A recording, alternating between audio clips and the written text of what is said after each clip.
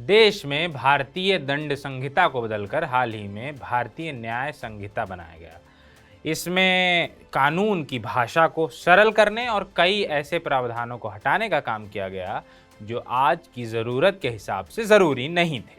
अब ऐसा ही काम सरकार इनकम टैक्स कानून 1961 के साथ करने जा रही है। इसकी भाषा को आम टैक्स पेयर्स के लिए समझ में आने लायक बनाने, गैर जरूरी प्रावधानों को हटाने और अदालतों में कानूनी विवादों को कम करने के लिए सरकार ने इनकम टैक्स बिल 2025 पेश कर दिया है। नए इनकम टैक्स बिल को फिलहाल संसदीय समिति के पास विचार के लिए भेज दिया गया है। समिति इस पर अपने सुझाव देगी, जिसके बाद संसद इसे पारित करेगी और बाद में सरकार इसे गजट में नोटिफाई करेगी। इसके बाद देश में आयकर कानून 1961 की जगह आयकर कानून 2025 लागू हो जाएगा। चलिए समझते हैं कि इस नए विधेयक में सरकार का फोकस किस पर सबसे ज़्यादा है और सैलरीड क्लास को इससे क्या मिलने वाला है।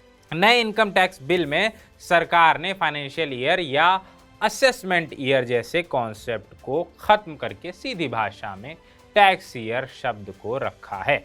अभी आप जब इनकम टैक्स भरते हैं तो आप अप्रैल से जुलाई के बीच रिटर्न फाइल करते हैं, लेकिन तब देश में नया वित्त वर्ष यानी अप्रैल मार्च चालू हो जाता है और आप टैक्स फाइल करते हैं उससे पिछले वित्त वर्ष में 31 मार्च तक हुई इनकम का, जो असेसमेंट ईयर होता है। ऐसे में अब टैक्स ईयर से सीधा मतलब होगा कि आप किस साल के लिए टैक्स भर रहे हैं। इसी वजह इसी तरह के कई बदलाव इनकम टैक्स में किए गए हैं।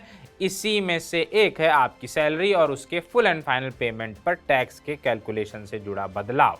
चलिए इसे समझते हैं। अक्सर ऐसा होता है कि आप जॉब चेंज करते हैं और कंपनी आपका फुल एंड फाइनल करने में देरी कर देती है। इस दौरान कई बार फाइनेंशियल ईयर भी चेंज हो जाता है। तब आपको ये कन्फ्यूज़न होता है कि फुल एंड फाइनल के तौर पर आपको जो सैलरी मिली है उसका टैक्स कैलकुलेशन कैसे और कब होगा।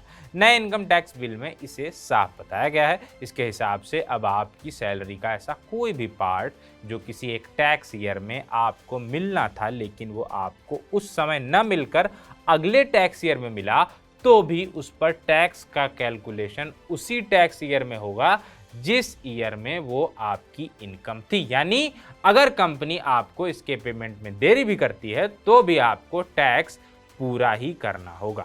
इतना ही नहीं, ऐसी कोई सैलरी जो आपके एम्प्लॉयर ने आपको किसी एक टैक्स ईयर में देने का वादा किया है या आपको उसका भुगतान कर दिया है और जो ड्यू नहीं है या ड्यू होने से पहले मिल गई है, वो भी आपकी टैक्सेबल इनकम का हिस्सा होगी। अगर आपको सैलरी का कोई एरियर मिला है और वो पिछले किसी टैक्स ईयर में कैलकुलेट नहीं हुआ है तो आपको चालू टैक्स ईयर के कैलकुलेशन में उस पर टैक्स देना होगा।